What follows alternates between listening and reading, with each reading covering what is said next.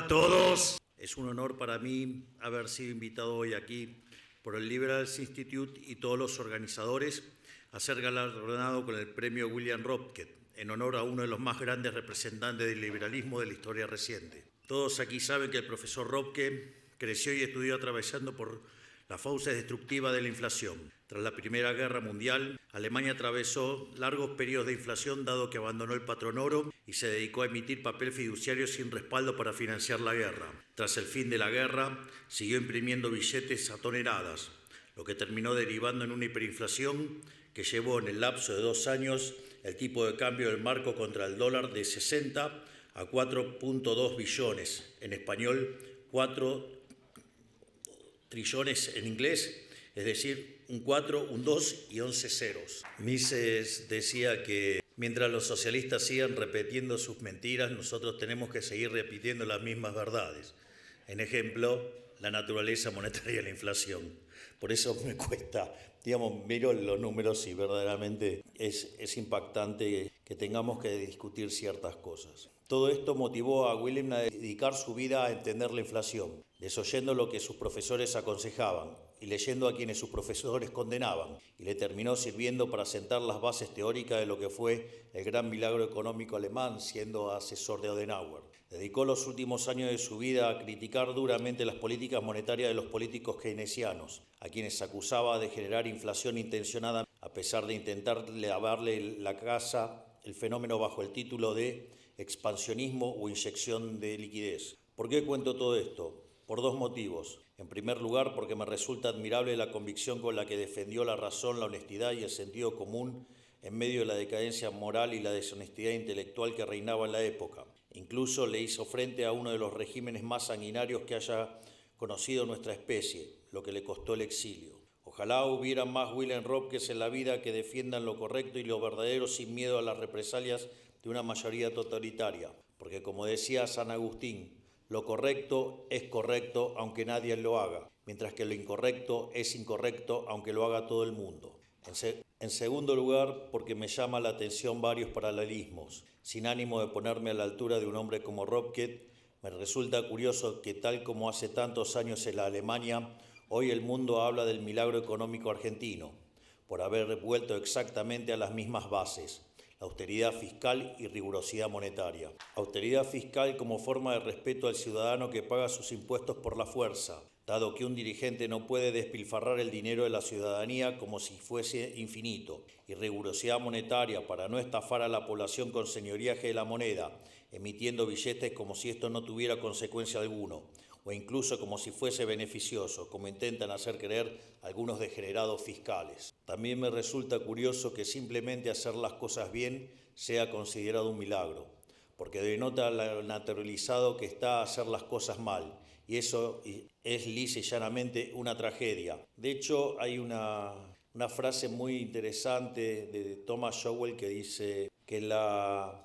primera ley de la economía es la escasez, es decir, no hay de todo para todos. Y la primera ley de la política es ignorar la primera ley de la economía. En palabras del propio Ludwig Erhard, el canciller que llevó adelante el milagro económico a Mildemann, el bienestar económico no es un milagro, sino la consecuencia del esfuerzo honesto de todo un pueblo según los principios de libertad, cuando le han sido otorgadas las posibilidades de usar su iniciativa humana y su energía humana. Por eso anhelo que lo que hoy llamamos milagro argentino se contagie por todo el mundo como un germen multiplicador de riqueza. Y por ello quiero contarles brevemente nuestra experiencia durante el primer año de nuestra presidencia. Al inicio de nuestra gestión teníamos 15 puntos de déficit fiscal consolidados, de los cuales 5 estaban en el Tesoro y 10 estaban barridos debajo de la alfombra en el Banco Central. Este déficit era el origen de todos nuestros males, ya que sin déficit no hay deuda, ni emisión, ni inflación. Tras haber hecho el ajuste más grande de la historia de la humanidad, hoy nos encontramos con superávit fiscal sostenido y libre de default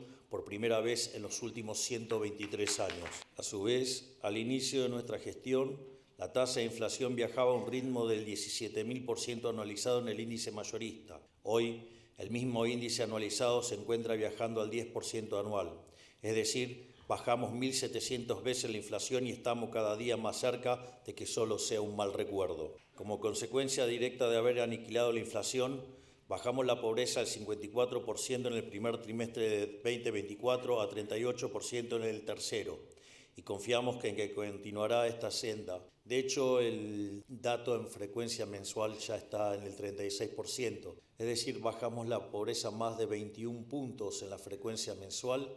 Quiere decir que hemos sacado de la pobreza a más de 10 millones de argentinos. Al inicio de nuestra gestión, la brecha cambiaria entre el dólar oficial y el dólar libre era de 180%. Hoy la brecha cambiaria está prácticamente muerta y trabajamos día y noche para terminar de sanear el balance del Banco Central para poder levantar el cepo cambiario de una vez y para siempre. Durante el 2024 vimos una fuerte apreciación de nuestra moneda, algo casi sin precedente para nuestro país, lo que provocó que el salario básico promedio crezca de $300 a $1.100. Al inicio de nuestra gestión teníamos un riesgo país de 1.900 puntos, que venía de ser incluso más alto, ya que al momento que habíamos ganado la elección estaba en 3.000, y los bonos soberanos cotizaban entre 20 y 35 dólares. Hoy el riesgo país se encuentra cerca de los 600 puntos básicos y nuestros bonos ya se encuentran rondando los 70 dólares.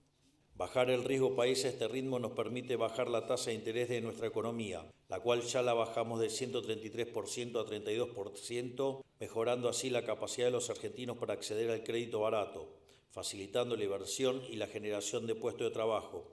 Es por esto mismo que durante 2024 vimos un boom de créditos hipotecarios sin comparación en nuestra historia. Es decir, pasamos de discutir la hiperinflación a discutir créditos hipotecarios a 30 años. Al inicio de nuestra gestión, nuestra economía se encontraba oprimida por regulaciones que le complicaban la vida a todos y espantaban cualquier atisbo de inversión. Al día de hoy ya eliminamos más de 900 normativas, a razón de más de 3 por día. Y si ustedes consideran que el Ministerio de Regulación empezó a actuar a mitad de año, quiere decir que básicamente estamos sacando cerca de 6 regulaciones por día. A su vez, la Ley Base y el DNU 70 en su conjunto hemos hecho la reforma estructural más grande de la historia argentina, 8 veces más grande de la que hizo el presidente Menem a principios de los años 90. Y les digo algo, aún nos quedan 3.200 reformas estructurales más y vamos a hacer de Argentina el país más libre del mundo. Al inicio de nuestra gestión, Argentina era ejemplo a nivel global de todo lo que no debía hacerse ni decirse. Hoy somos vistos con buenos ojos por inversores y ciudadanos de todo el mundo, a punto tal que pasamos de ser uno de los países con peores resultados económicos en los últimos 40 años a ser uno de los mejores que se proyectan para los próximos 40. Y esa proyección de crecimiento está sostenida en diversas razones. En primer lugar, la economía ha entrado en una recuperación cíclica basada en 2 factores. Por un lado, estamos viendo un repunte sostenido de los salarios reales y las jubilaciones por el derrumbe de la inflación. Por otro lado, las empresas normalizaron sus inventarios luego de haberse sobreestoqueado durante todo el año 2023, producto de la espiral inflacionaria. Estos 2 fenómenos cíclicos han dinamizado nuestra economía y explica el fenomenal crecimiento del último trimestre del año pasado. Para tener una idea, el último dato trimestral es de 3,9%, que anualizado es 17%. A ese ritmo viene viajando la economía argentina. Además, tenemos los 15 puntos del PBI que ajustamos y por definición le devolvimos al sector privado en forma de ahorro, lo que genera un aumento tanto de la inversión como luego del consumo. Además, se suma otro factor, que es la baja de la carga impositiva, ya sea por la eliminación del impuesto inflacionario o por la reducción de impuestos, que ya hemos comenzado y vamos a profundizar durante este año. De hecho, en el día de ayer hemos anunciado eliminación de retenciones para las economías regionales y hemos iniciado una reducción de las retenciones para los principales productos del agro. Es por ello que estamos trabajando en una reforma impositiva estructural para reducir en un 90% la cantidad de impuestos nacionales y devolverles a las provincias las autonomías impositivas que nunca debieron haber perdido. Así, apuntamos a lograr un federalismo marcado por la competencia fiscal entre nuestras provincias para ver a quién atrae más inversiones. En esta materia, acá en Suiza nos llevan varios siglos de ventaja. La cuarta base sobre la que se sostiene el proceso de crecimiento que veremos este año tiene que ver con la cuestión monetaria. La convergencia del tipo de cambio paralelo al tipo de cambio oficial que estamos viendo hace meses nos acerca cada día un poco más a la salida definitiva del cepo cambiario. Un mamarracho que nunca debería haber existido y que este año se termina de una vez por todas. Lo repito, un mamarracho que nunca debería haber existido y que este año se termina de una vez por todas. Para ello estamos trabajando en diferentes alternativas para darle una solución definitiva al problema de los stocks del Banco Central. Y en ese sentido han sido muy positivas las reuniones con el FMI que hemos tenido en Washington. En paralelo, para poder cerrar el Banco Central como hemos prometido y así acabar para siempre con la inflación en nuestro país, estamos avanzando.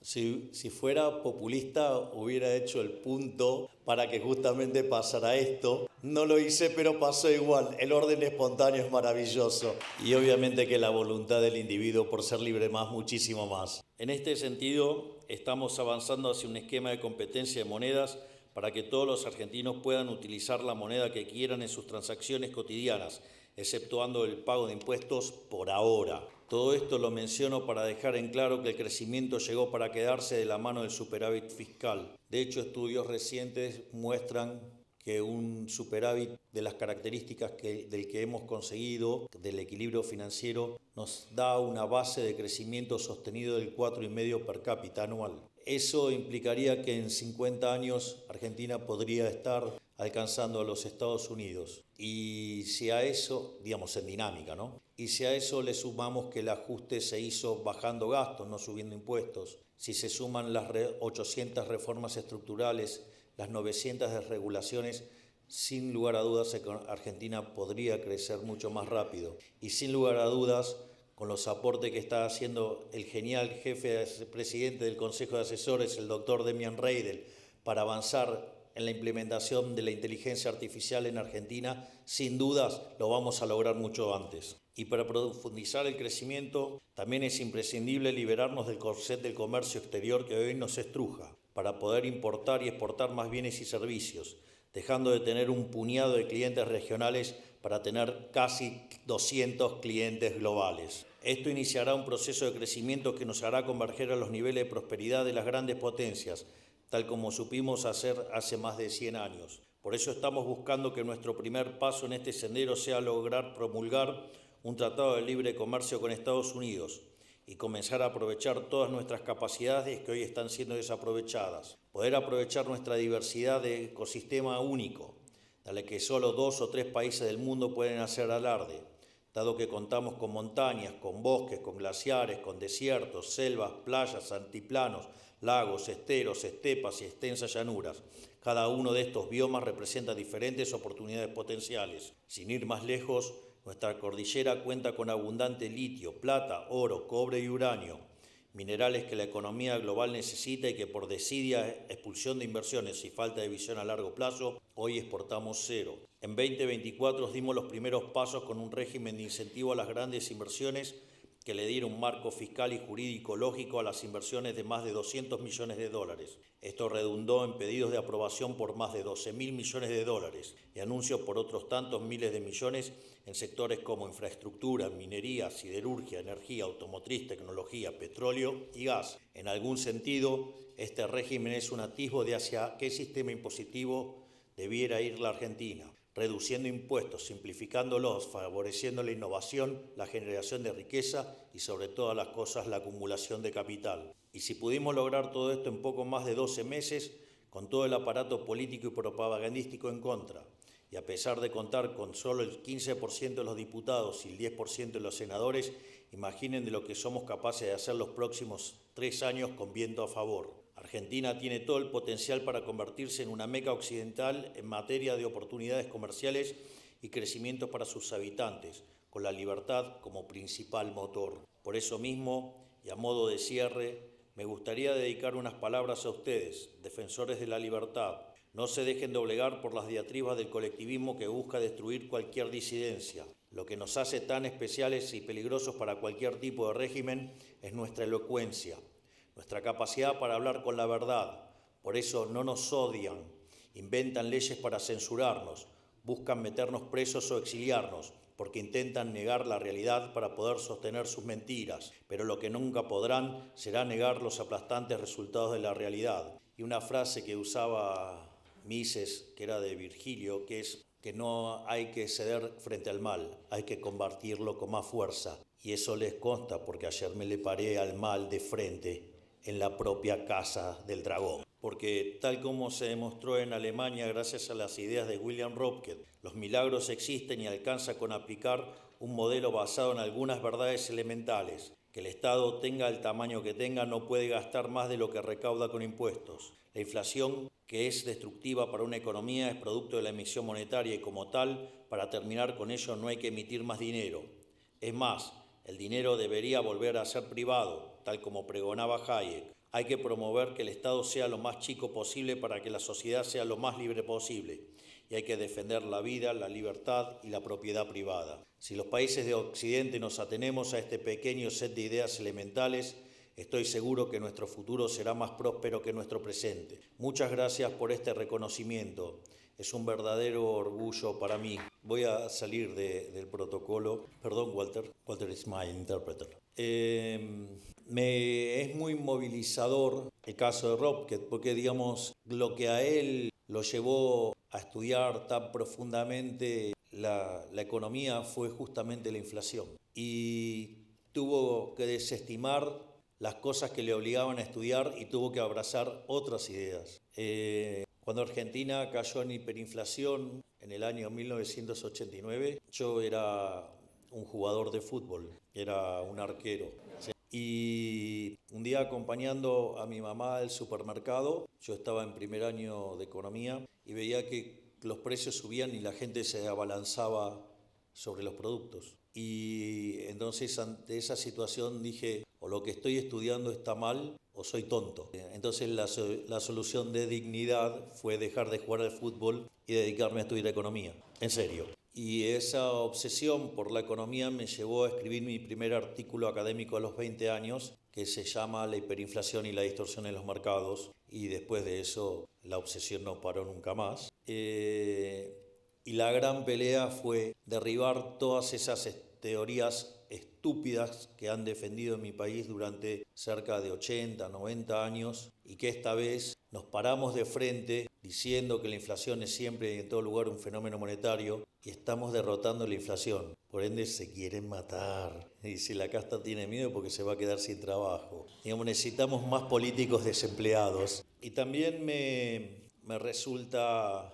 muy atractivo el rol de Röpke, digamos, tratando de hacer ese equilibrio entre la teoría y lo que implica la política por lo que entraña en términos de entramado social. Algo que estoy tratando de resolver lo más exitosamente posible. Que si no me sale ya me hubieran echado, obvio, ¿no? Así es que, sobre todas las cosas, quiero darles las gracias, no solo por el premio, sino también por esta tan cálida recepción. La verdad que me han sorprendido, debo confesar que me han emocionado y no tengo más que palabras de agradecimiento por tanta generosidad para conmigo. Así es que tengan muy buenas tardes, que Dios los bendiga, que la fuerza del cielo nos acompañen y ¡viva la libertad, carajo!